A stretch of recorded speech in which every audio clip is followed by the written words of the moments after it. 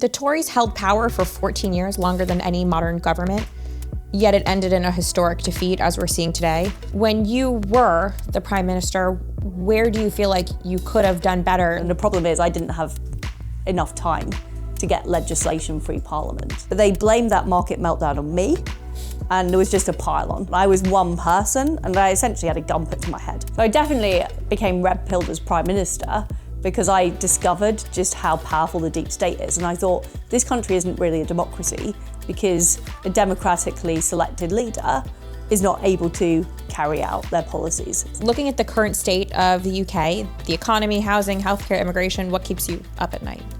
The biggest problem is Islamism.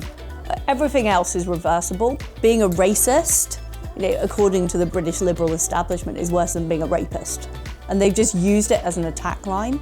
And I think it's so important that we never, ever respond to that. I'm getting more right-wing every week.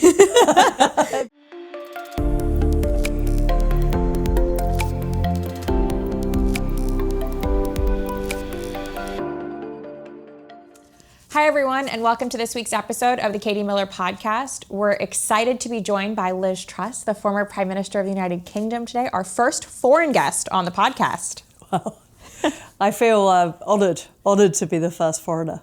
Although I think the Brits have a lot of common with the Americans. So walk me through briefly what it is like to be the Prime Minister of the UK. I think Americans here know a lot about what it's like to be the president. They see a lot of President Trump doing things. They've seen President Biden, President Obama in recent memories. And really what we see domestically of, a foreign leader is not as much as what they do during the day or how that office functions. Well, in terms of what the British public expect, they expect pretty much of the British Prime Minister what they'd expect of the American president. They're expecting somebody who runs a country, who represents Britain abroad. The problem in Britain, though, is the powers that the Prime Minister used to have been taken away, and they've been taken on by much of the deep state. So what I discovered becoming Prime Minister is the public expect you to be able to do stuff, but you pull the levers and nothing happens. And I think one of the problems in Britain is the Prime Minister is also a bit like the Speaker of the House of Representatives, in that they can be removed by the MPs at any time. So you're only as strong as your caucus. So it's a bit like if the House of Representatives, they elect Speaker Johnson, they could depose him if they don't like what he's doing. Same kind of way they removed Kevin McCarthy. Exactly. But in a lot of times in politics, you need to make a tough decision that's not popular straight away. And this is why in Britain we've had a succession of prime ministers, because the caucus keeps getting rid of them and saying we don't like this, but we need to change the country so much that you need to take tough decisions. So it's a kind of combination of the Prime Minister, the President and the Speaker of the House of Representatives. What would your typical day have been like? So it would be lots of media, lots of public appearances. The Prime Minister has to do PMQs once a week, Prime Minister's questions in the House of Commons, so answering questions from MPs. A lot of time working on policy, what needs to happen, making announcements, arguing with other bits of the government. And, I think in that sense, it is pretty similar to what the President of the United States does.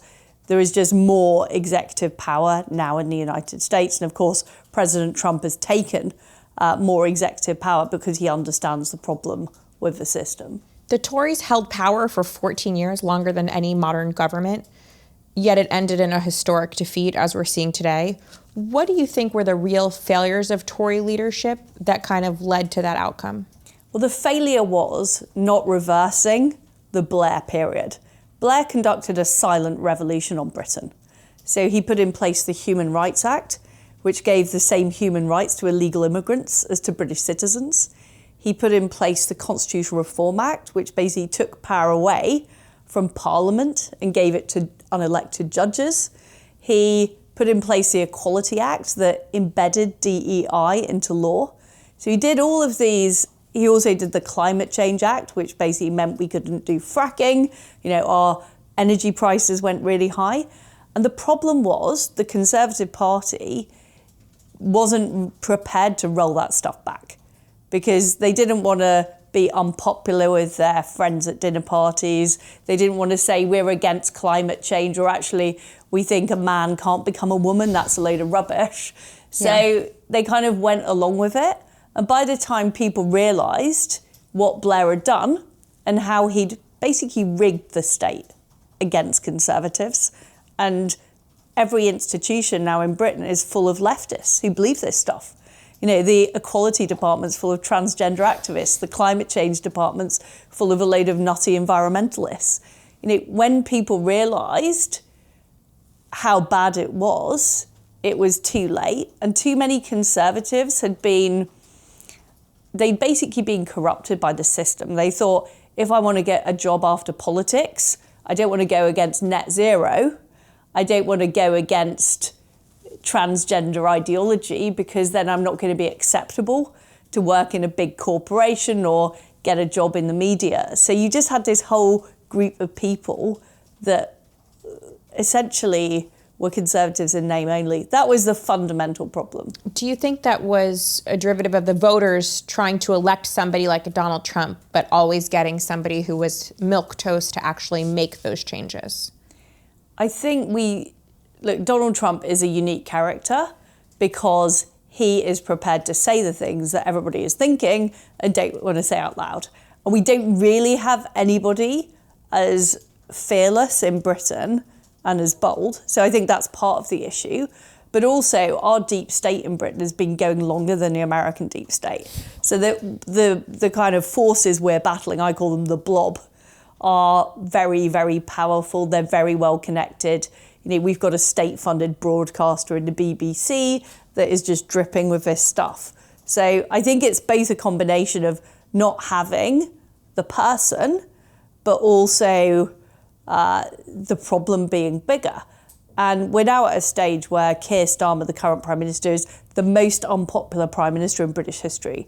The public are so angry with everything like mass migration, economic stagnation, just how bad everything is in Britain, that I think they're now prepared to vote for a Trump-style option. I think we're getting to that point now. Or maybe I'm just an optimist. You warn that the fall could become irreversible. Do you think the current Tories are capable of renewal, or is it time to pass the torch to the reform? So I don't think the current Tories understand what needs to change.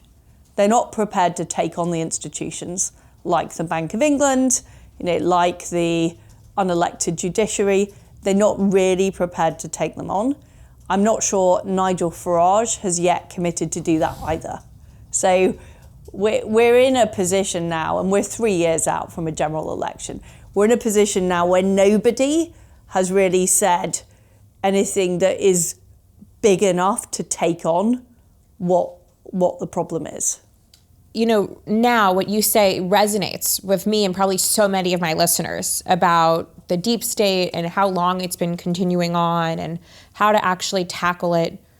When you were the Prime Minister, where do you feel like you could have done better looking back to say, oh, I could have had that opportunity and shown that I could have done what?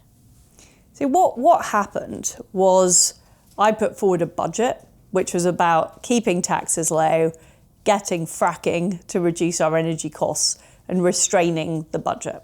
It's a classic supply side package, and it's what Trump is doing now, which is turbocharging the American economy. The point is, the bureaucrats in the Treasury and the Bank of England hated it.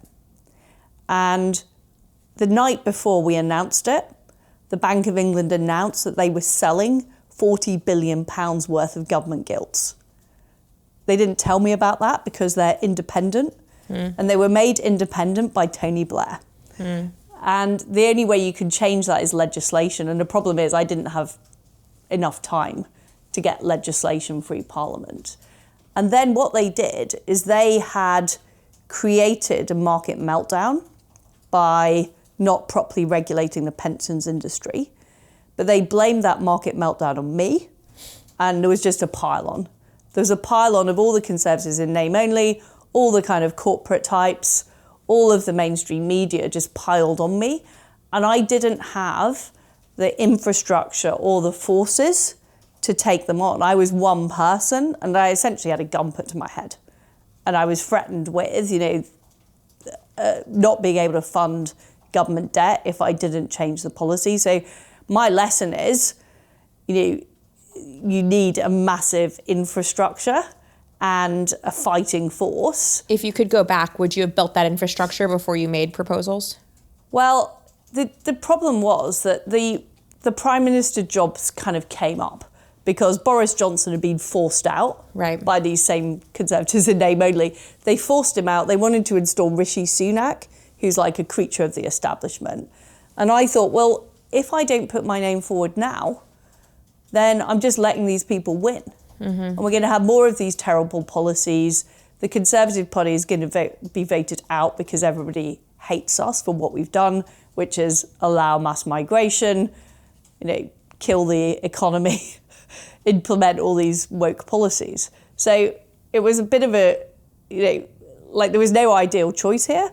I either went forward for the job when I wasn't ready, which I wasn't because I hadn't built the infrastructure. But before you made the proposals, and proposed the budget and done these, reforms, built a larger coalition, whether that not be with the MPs, but be these forces upon the outside. The issue is that we were only 2 years out from a general election, and I needed to show this stuff was working.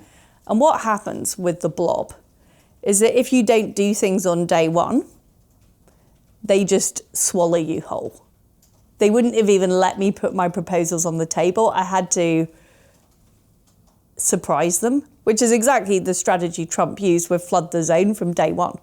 Yeah. Do you see what I mean? If you spend time trying to persuade people, I would have been drowned by the bureaucracy. They would have come up with 5 million legal reasons for not doing it. What's your relationship with Tony Blair now? Given that I've said that he is the cause of most of Britain's problems, it's not. We're not best buddies, put it like that.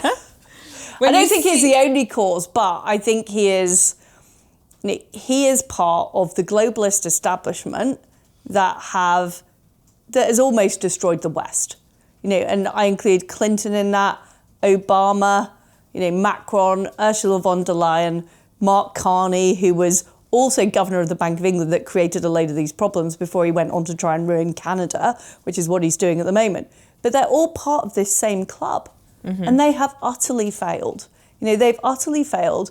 They've brought our country to its knees. Britain is now poorer than Mississippi, which is the poorest US state. That's how bad it is.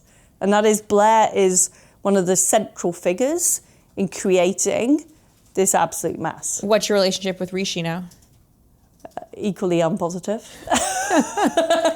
I mean, he is just a creature of the system. He wanted to be Prime Minister. He had no idea what he wanted to do apart from go along with the bureaucrats. What's the point? I don't see the point of going for a job like being Prime Minister of Great Britain if you're not trying to actually achieve something. Looking at the current state of the UK, the economy, housing, healthcare, immigration, what keeps you up at night? The biggest problem is Islamism. Everything else is reversible. The health service is a mess, the economy is a mess, but ultimately we know the policies that work.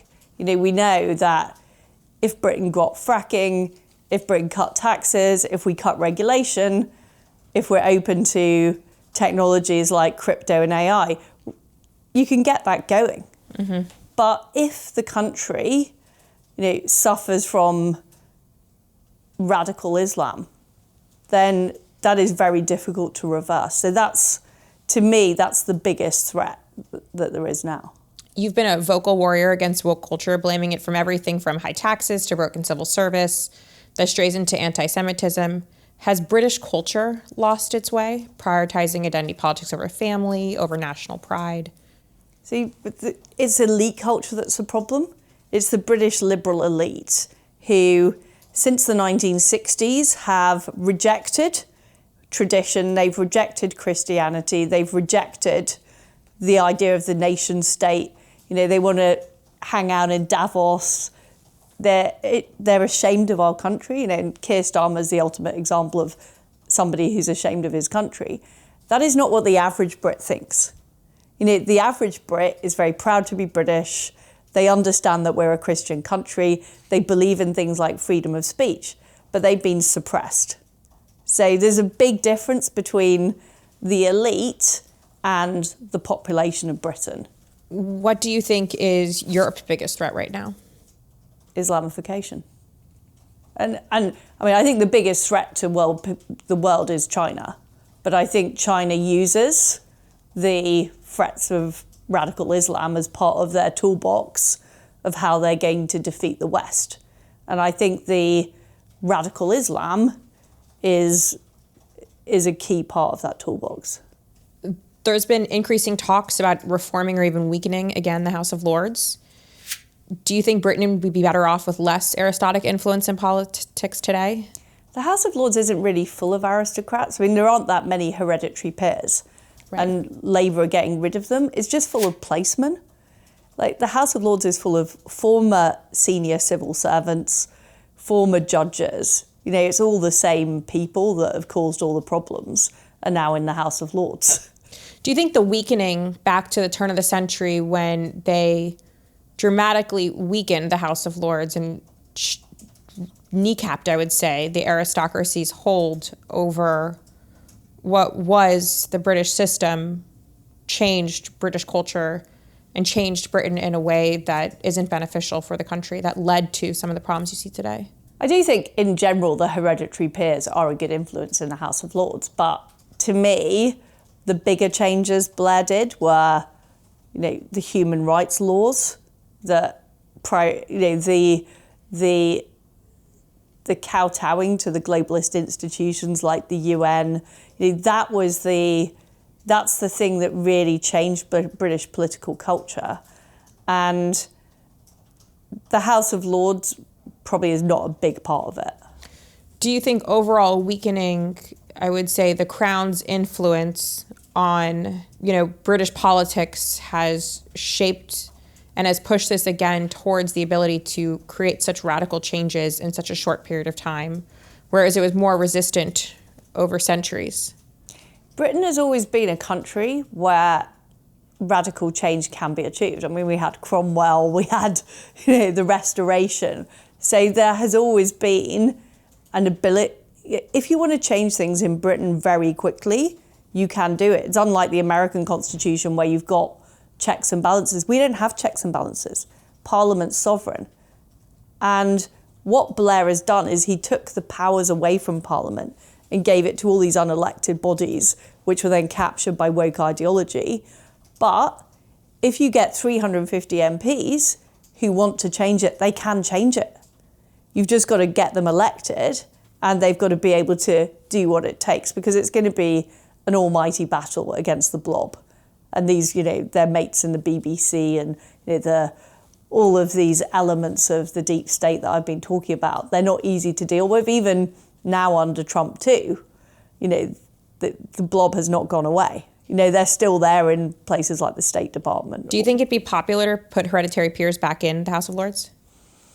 I don't think the public would care very much, to be frank. People are so frustrated. They're frustrated with illegal migrant hotels and, girls of 12 being raped. They are angry about the state of the NHS. They're angry that all the traditional industries have died because energy prices are so high. I don't think they really care who's in the House of Lords or not. I think they just want it fixed. I would say Americans really care about British royalty to a degree that I'm not sure it is the same. Maybe it is in the UK. I think that's right. I think Americans think they have more power than they do. That the king is able to kind of make decisions. Swaths. That's just not true. It's just not true. So then what do you make of, I would say maybe it's tabloids than it is reality, of the crown diminishing further when King Charles not be king anymore and as the lineage goes further down, especially what goes on with Harry and Meghan? I mean, Harry and Meghan are not in the line of succession, thank God. So, I think the monarchy has a secure future in Britain. There's a clear line of succession. Do you think the British people want to retain them? Yes, definitely. There really isn't any even talk about it. It's, as I say, people have got such visceral, real concerns about what is going on in towns and cities. I mean, the grooming gangs who are raping white girls, that is what people are bothered about. Or the fact that you get arrested for posting on the internet and you can be jailed, that is what people are thinking about. They're really not thinking about Harry and Meghan. Like, maybe some of them are, but we're just glad that you're looking after them at the moment. But the same visceral, I mean, I'd say a lot of Americans have a visceral reaction now when you mention Harry and Meghan's names. Is that shared across the pond? Yeah, it definitely is. It definitely is. Do you think royal TV shows like The Crown have damaged the monarchy's image, or has it made it more relatable? I think I watched The Crown. I think it's a great show. How true it is, I don't know. The Oprah interview with Harry and Meghan and the Netflix series accuses the palace of racism. You're someone who has met the king and many, I'm sure, presumably many members of the royal family. Are those claims fair, or do you think that's a calculated attack on them? Of course they're not fair. And this is a problem with woke ideology, and that is what has been perpetrated by Harry and Meghan. Of course it's not fair. And racism has been used as a weapon. Being a racist, according to the British liberal establishment, is worse than being a rapist. And they've just used it as an attack line. And I think it's so important that we never, ever respond to that. How do you view the monarchy's role in the future of Britain? Do you wish they were more vocal, or should remain as neutral as they've been? As neutral as possible. And I think the late Queen, and I was fortunate to be the final Prime Minister that she appointed, when the late Queen got it absolutely right. Absolutely right. She was an immense figure. And, for 70 years on the throne, can you imagine that, 70 years on the throne? She never revealed what she thought once. Not even privately? Well, she revealed it privately, but not in public. You've linked mass migration directly to Britain becoming a failed state. With the mass influx under the current leadership, do you think this can be fixed with tougher enforcement, or how do you envision the current migration situation being fixed in the UK? So it can be fixed, but first of all, you need to reverse all the laws that I was talking about, like the Human Rights Act. The next thing you need to do is get better people in the Home Office. So at the moment, there's a load of bureaucrats who believe in open borders. Those bureaucrats need to be turfed out, and you need different people in, more like you have in the United States of America. And the problem is that the British, this is one of the issues I had as Prime Minister, is under the laws now, you can't hire and fire these people. And we have to change the law to be able to appoint the people that are needed, who are actually prepared to go and deport these people. Is that easy to do, just change the law? I know here it's very complicated. It never happens. It is easy to do, provided you have 350 MPs with backbone. But you know what the House of Representatives is like. Yeah. It's like saying you need every single Republican in the House of Representatives to vote for tough stuff. And it's really difficult. It's really difficult to get MPs because they all get lobbied, by all these do-gooders, et cetera, So it's quite a tough ask to say 350 people who are prepared to do that. But that's what's needed.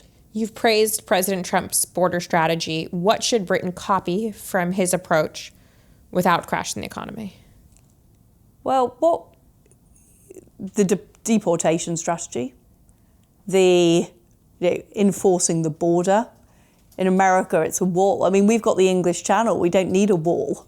But what's happening is boats are being let in.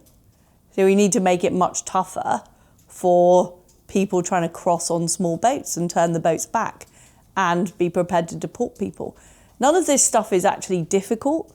It's just there's such a wall of opposition, and you can see that with ICE and the fact that you essentially have an armed insurrection against what ICE officers are doing.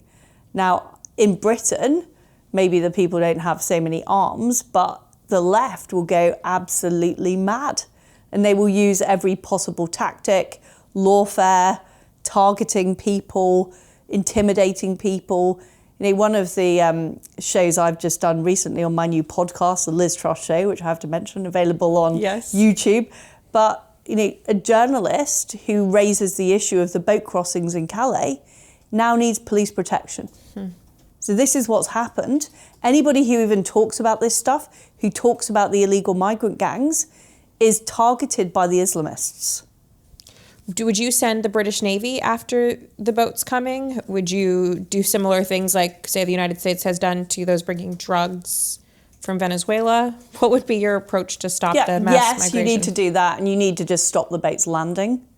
You need to stop the boats landing, but also you need to deal with the illegal immigrants who are already here. Because if people know the minute they land on British shore, they're going to be deported, they won't come over. The problem is now, the minute they land on British shore, they get put up in a hotel, they get given a food allowance, they think they can go round sexually attacking young girls. You know, it's completely the wrong system. During your leadership bid, you talked about expanding skilled visas for growth. Looking back, do you think that was the right strategy, or was the tidal wave not crashing, so to speak, yet? I think you should be able to have visas for, you know, business people to come and, you know, set up businesses in your country. And I think Donald Trump's introduced a golden visa. The gold card. What is that called? A gold card. The gold card, it essentially expedites citizenship via green card for those who are skilled, et cetera, who are paying a certain amount of money to be able to come here quicker to attract the best and brightest throughout the world. But I think that's a small number of people. And the salary threshold is far too low in Britain for coming. People have been able to come as bogus students. They've been able to come as the dependents of students. And also, people have been able to bring their family in. And that's one of the problems we have with the Pakistani Muslim chain family enclaves is chain family immigration. So what I want to do is put a stop to that. So high-skilled people, limited numbers. And also, I think it matters which country these people are coming from. So if it's Japan, that's different from Somalia. And we should be honest about that. So I like what President Trump has done about banning certain countries altogether. We should ban everybody from Afghanistan coming to Britain. They've got the highest rates of sexual assault of any nation. And the highest rates of PTSD. Yeah. I would say that you have some we'd call in America, very based viewpoints, not woke ones. But yet you were born into a very liberal family, and at one point served as the president of Oxford University's Liberal Democrats before switching parties. What specifically turned you, in this country would say red-pilled you, but what specifically, had you switch to the Tory party? So I definitely became red-pilled as Prime Minister because I discovered just how powerful the deep state is. And I thought, this country isn't really a democracy because a democratically selected leader is not able to carry out their policies. So that red-pilled me about how bad the system was. But I think it was going to university and studying economics that I thought this socialist stuff doesn't work. And I've always believed in freedom and personal freedom and be able to shape your own life. And I think that's what frustrated me about the left, and they would try to control things and plan things. So that's why I became a conservative. But then I think it was when I had children that I became more of a social conservative because I was more of a libertarian before that, and now I've become more of a conservative. So it's been a lifelong journey. I'm getting more right-wing every week. It's just true. You described your parents as left of Labour. What's your relationship with them now? Have they still managed? Are they red-pilled like you? Or They're definitely not red-pilled. They are still on the left of politics. I mean, my mum, just to be clear, was an activist in the CND, the Campaign for Nuclear Disarmament. So when I was a child, she used to take me to these bases to campaign against nuclear weapons and lie on the road and stuff like that, and stay at a peace camp.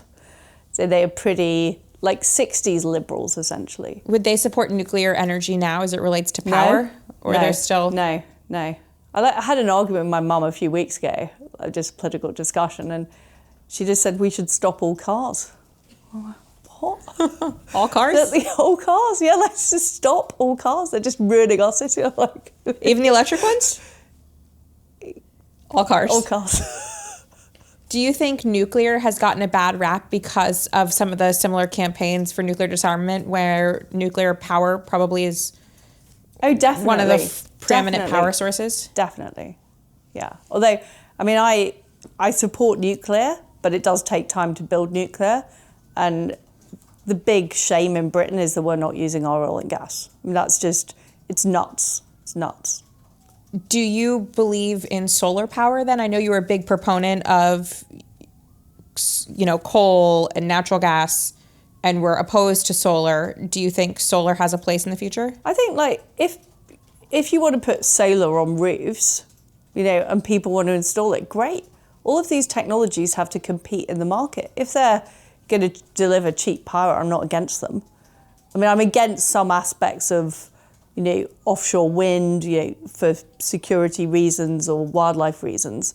But the point is, none of these renewable energies have had to wash their own face. They're getting massive subsidies from the government, and people are paying that through their bills, and that's completely wrong.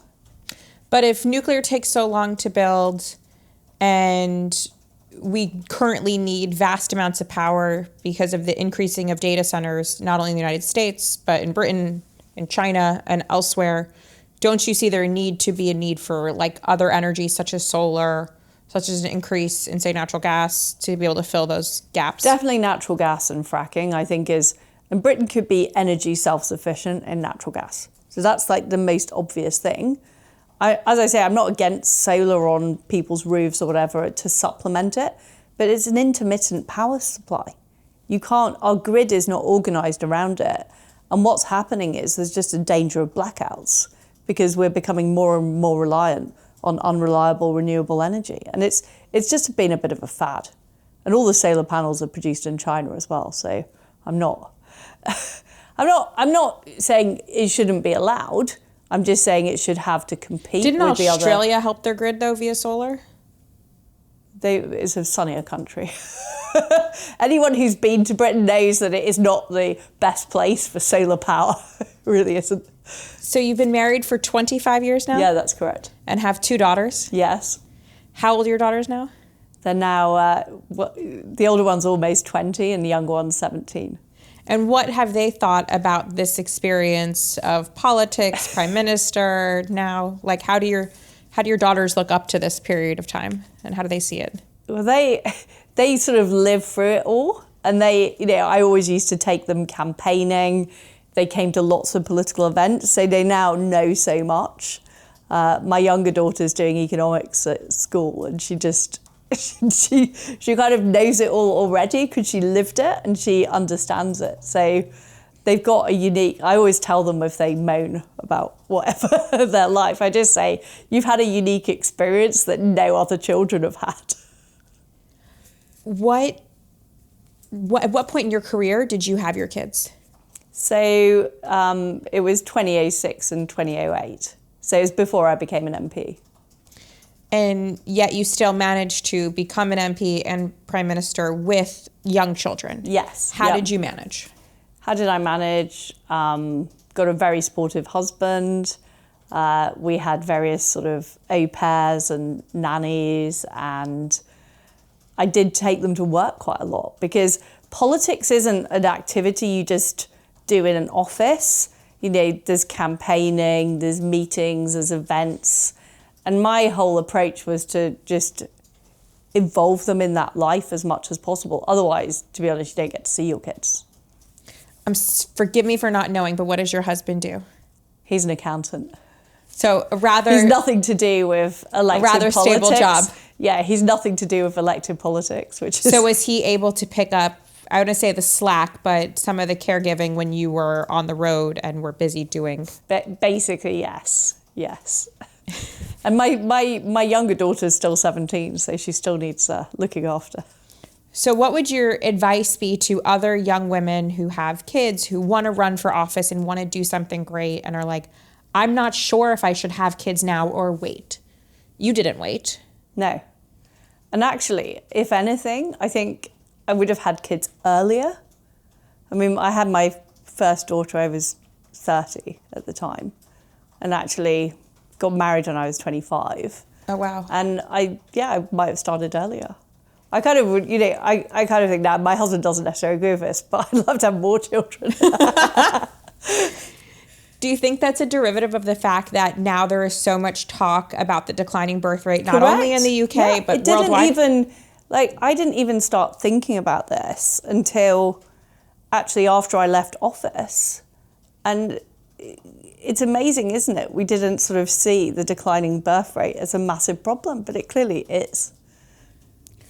What do you think it is more on men and them not stepping up, young boys, the lost boy generation, or do you think it's on women who to put their careers too far forward? I think that, first of all, we have made it so economically hard for young families. It is so hard to get a house in Britain. It's even harder than it is here. But if it's really hard for people to move out of home, get their own house, if it's really hard to earn a decent living, then you're not going to have kids. And I think, if you look at what Viktor Orban is doing in Hungary, I think that is the best example we've got so far. But I just think that needs to be put on steroids. So if you're a woman and you have more than, I think it's 2 or 3 children, you don't pay tax for the rest of your life. That's great. And if you're a family... I've already hit bingo. Yeah, exactly. If this doesn't work out, you can move to Hungary. Yeah, already hit bingo in Hungary. But you also, you get preferential treatment on housing. You get preferential treatment in all kinds of ways. Even when you arrive at the airport in Budapest, it says, we love families in this country. And it's creating that positive culture around having a family and saying, we're going to make your life easier if you've got kids, not harder. And it's just so hard. I mean, one of my many jobs in the government is I was childcare minister. It's just, childcare is so expensive. It's also difficult. It's also bureaucratic. And we've just made it really, really, really difficult for people. Do you think that only people with children have a stake in the future? I think having children gives you a different perspective. And, it does make you really care about what's going to happen next. You can't just write off things. You've held many different roles in the government. What's been your favorite job? Well, Prime Minister was my favourite job. And it was I learned so much. I mean, I've learned so much about what needs to change about Britain as a result of that job. I love being Trade Secretary. I did over 60 trade deals. In the immediate post-Brexit period, we had to sign all the new deals, and that was interesting. And I love coming to America. I like getting energy from ideas about what's happening elsewhere. So that was a great job. Are there just a lot of cats at number 10? What is with all the cats? There's only one cat really, which is Larry. I think some people try and port their own cats. Did you ever take care of the cats? Well, Larry was very keen on me. He's very, he did love me a lot. He was very sad when I went. He was very angry, actually, Larry. Where do you get your news from? X. Anywhere else? Just No, X? No, I occasionally read the British press just to get angry and get motivated to do stuff. But all of the British press is pretty much captured. The Times and the Financial Times, people think these are neutral. They're not. They're part of the liberal establishment that is trying to stop any kind of populist revolution in Britain. So do you think Harry's right about the press? I do agree with Harry on the press. He's not wrong about everything. He's right about the press. He's right about the press. I invited him on my podcast to talk about his views of the British press because it's the one place you agree upon. It's the issue we agree on.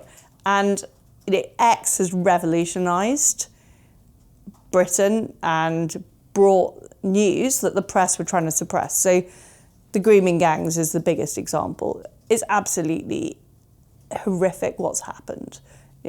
Tens of thousands of British girls, age 11 and upwards, groomed, raped, tortured by Pakistani Muslim gangs. And the mainstream media in Britain has largely tried to cover it up. And even when they reported it, they only reported it for one day, and then they talked about, something else, probably Prince Harry or whatever. And Elon Musk and X have made these issues much more widely known about and are creating a different tone in politics, which I think is fantastic. And of course, Keir Starmer's busy trying to ban X. He is. He's commissioned Ofcom, which is the British media regulator. They're known as Ofcommunist. He's commissioned them to do a study about grok bikini images or whatever. I mean, the left are desperate to close X down, and the EU is trying to close X down as well through the Digital Services Act. Do you think that's just because they're so used to controlling the legacy media and they're not able to control this new function? Of course. Absolutely. It's a threat. It's the biggest threat to their power and rule is free speech, which is why they're going after it in such a tough way. Where do you think it ends? Well, there's two choices. Either Britain becomes like a version of the Soviet Union, or we become like a version of Trump's America. That's the choice. I know which one I vote for. What's your daily routine these days? There isn't really a routine because, I'm doing a lot of it, but I'm doing my podcast. I'm working on what is the infrastructure that we need to take on the deep state. Because there are all these people at the moment in politics, talking about the issues of the day, Nigel Farage, whoever else, they're debating those issues. What I know is it doesn't matter what your policies are or what your personnel are saying if you don't have the ability to change the system. So that's what I'm working on. How do we change that system and put in something new that actually works? Would you ever run again?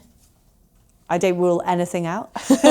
I don't rule anything out, but what I wouldn't want to do is go back into the cesspit of British politics without the infrastructure and the levers that I know can actually change things, because that's just being the whipping boy for the failures of this system that doesn't work.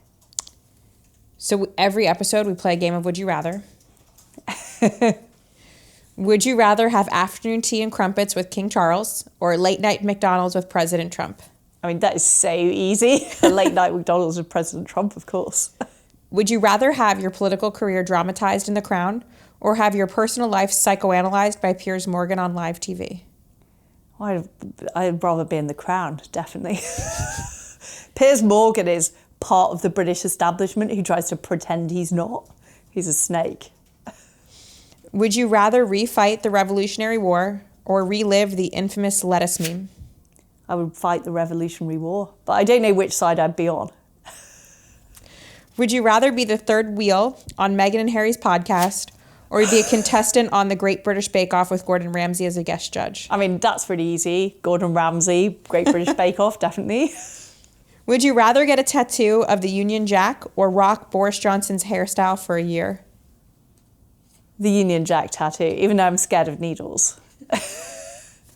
So when I said I was recording with you, the number one question I got was everyone seemed to really want to know how you did your skincare routine. Ah. So will you please share with the viewers your skincare routine?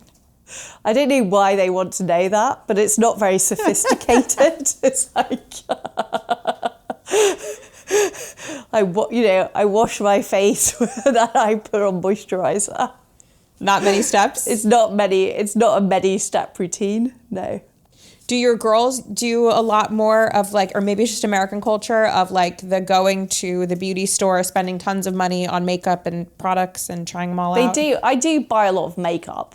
Okay. So I'm a bit like the sort of, the French regime. I believe in sort of sticking a lot of filler on top. And that's the way that's the way to deliver. But my daughters do love makeup, and I think people are more clued up about skincare now. And do you feel like you've had to get made up more frequently than, say, a man would being the prime minister to do that? And is it more time you spend on it, or were you just more focused on the job?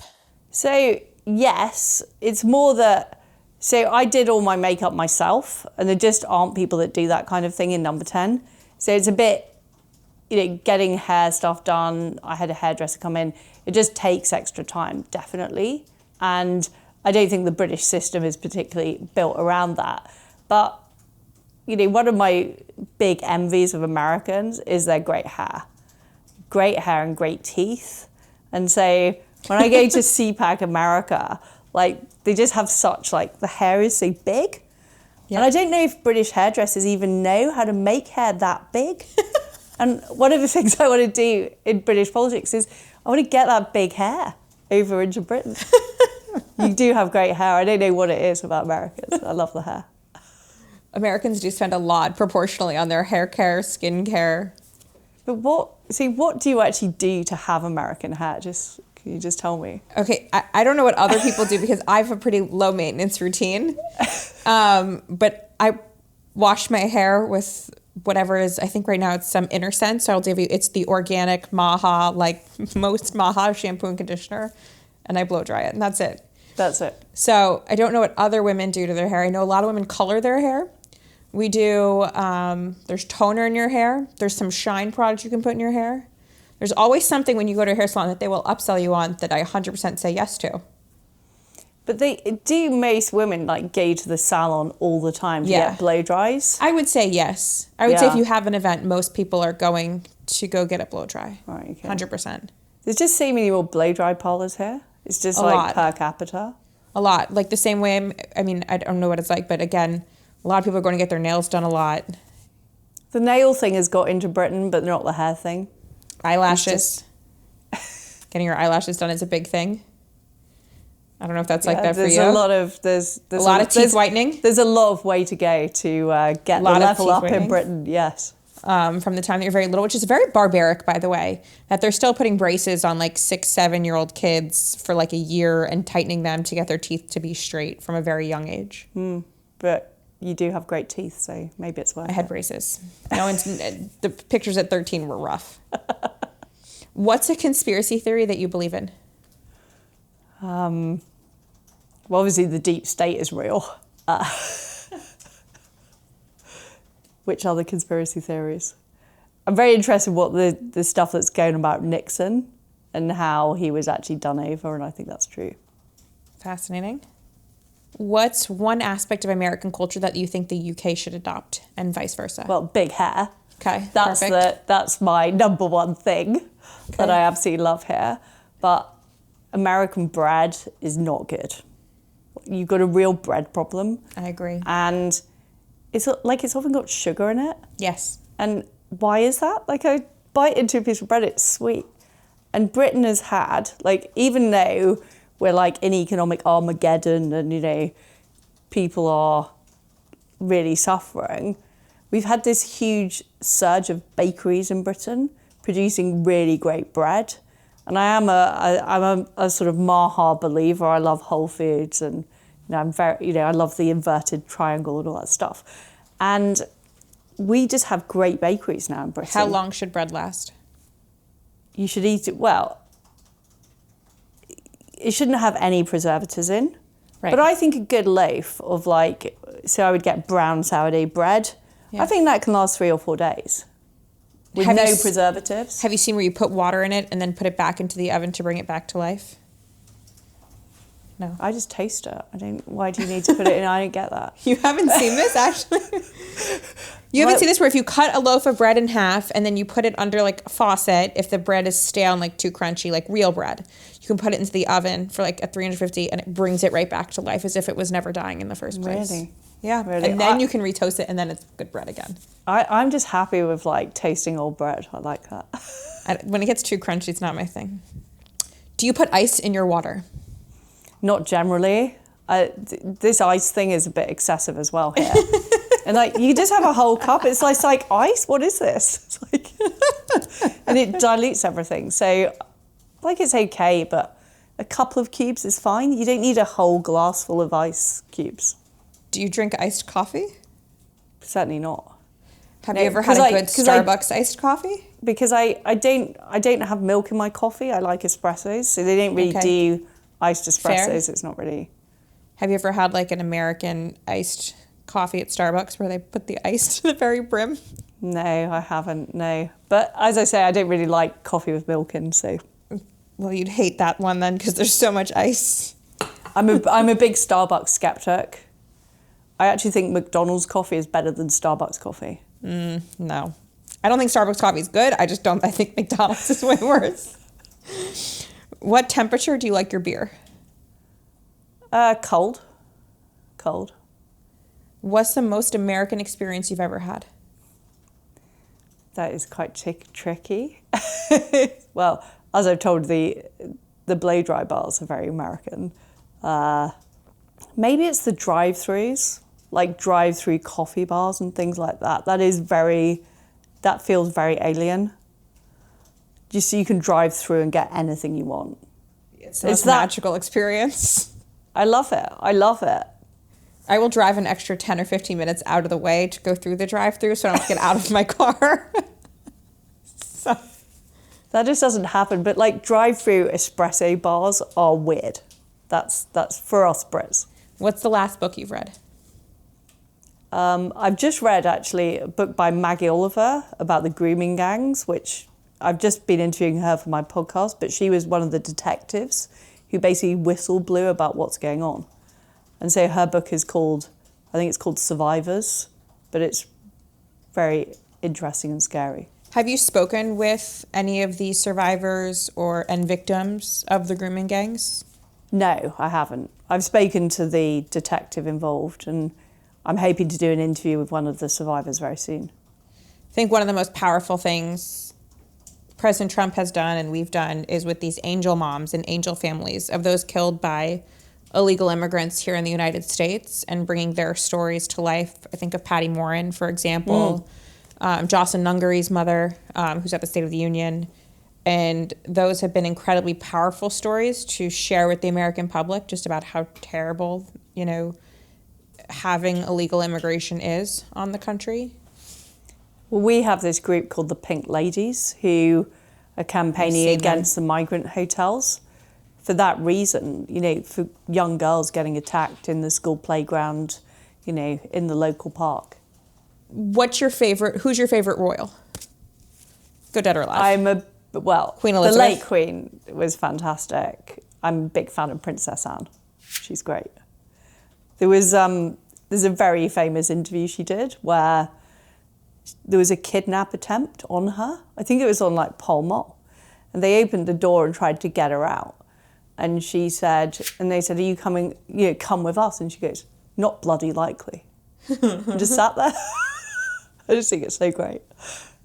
Growing up in the UK, I'm sure you've met and given your role many royals. Who's your favorite behind the scenes? Well, I've just said it's Princess Anne. Yeah, fantastic. She's such a stoic. She does such fantastic work. And she keeps going. She's a lot like her mother. You think stoicism is just the hallmark of what a good royal should be? Absolutely. Duty, stoicism. When the Queen met me, she was in very, very bad health. The whole leadership election had dragged on. And she insisted on standing up to greet me, even though she was in great pain, because she so believed in doing her duty. And that, I think, is a quality lacking in a lot of people in public life in Britain. And it was that stoicism and duty that, she so represented. So the last question we ask for everybody on the episode, if you could host a dinner party with 3 people, dead or alive, who's sitting at the table and what are you eating? Dead or alive? I'm going to go for some US presidents, I think. Okay. So obviously Donald Trump. I think we could get Nixon there as well. Find out what really happened. And maybe George Washington. I would have gone with Queen Victoria. in this situation, she's someone I'm absolutely fascinated by. Really? Absolutely. That's interesting. Actually, the Queen I'm fascinated by is Queen Elizabeth. Because she, Elizabeth I, she was on the throne when Britain was on the up. And I think that's very exciting. What are you eating? I'm feeling like tacos. Do you eat a lot of tacos Mexican in Britain? food. I love Mexican food. The tacos in Britain aren't that great. There's a few good restaurants, but here is much better. With all that immigration, you'd expect you get better tacos sometime We soon. don't have Mexican immigrants. They're not... well, not very many of them anyway. Thank you for doing this. Great pleasure. Thank you. Thank you so much for watching this episode of the Katie Miller Podcast. Don't forget, we're available every Tuesday night at 6 p.m. Eastern, where you get your podcasts. Don't forget to like, follow, subscribe, and share. And also, don't forget to tune in to Liz Truss's new podcast on YouTube. On YouTube, and it's also on Spotify. It's The Liz Truss Show. Thank you so much for watching, and we'll see you next week.